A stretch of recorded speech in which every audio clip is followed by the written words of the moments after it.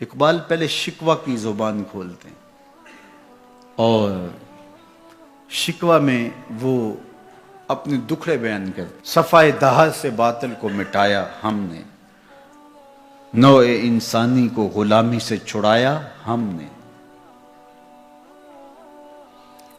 تیرے کعبے کو جبینوں سے بسایا ہم نے، تیرے قرآن کو سینوں سے لگایا ہم نے، پھر بھی ہم سے گلہ ہے کہ وفادار نہیں. ہم وفادار نہیں، تو بھی تو دلدار نہیں. لہجہ تلخ ہو گیا، فتویٰ متوجہ ہوا، لیکن جب جواب آیا تو سارا نشہ اتر گیا. لفظ وہی ہے، صرف صیغہ بدلتا ہے. پہلے تو کہا صفائے دہر سے باطل کو مٹایا ہم نے، رب سے شکوہ کر رہی ہے مشت خاک. اقبال کی زبان بول رہی ہے کہ ہم نے جنگیں لڑی، ہم نے پہاڑوں کے کلیجے چیرے، ہم نے سمندروں میں گھوڑے ڈال دیے، ہم نے تیرے دین کے لیے کیا کیا نہیں کیا. برستے تیروں میں ہم نے نمازیں نہیں ادا کی، ہم نے کربلائیں نہیں سجائیں، ہم نے کیا کچھ نہیں کیا، اور آج ہم ذلیل ہیں. 56-57 اسلامی ملک کو ذلت و رسوائی کا عالم. تو اقبال شکوہ گناہ ہوتا ہے.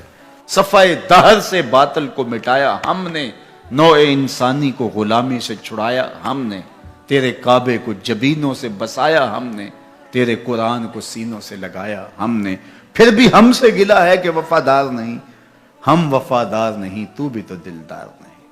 اب جواب سنیے، جواب اب ادھر سے آتا ہے، لہجہ اقبال کا ہے، وہی لفظ ہے، صرف صیغہ بدلتا ہے. آواز آ رہی ہے، صفائے دہر سے باطل کو مٹایا کس نے، نوع انسانی کو غلامی سے چھڑایا کس نے، میرے کعبے کو جبینوں سے بسایا کس نے، میرے قرآن کو سینوں سے لگایا کس نے.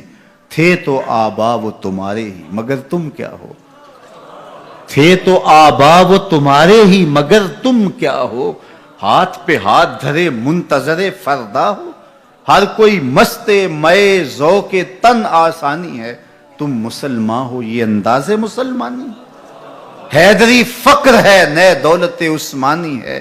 تم کو اسلاف سے کیا نسبت روحانی ہے، وہ معزز تھے زمانے میں مسلمان ہو کر، تم خار ہوئے تارک قرآن ہو کر.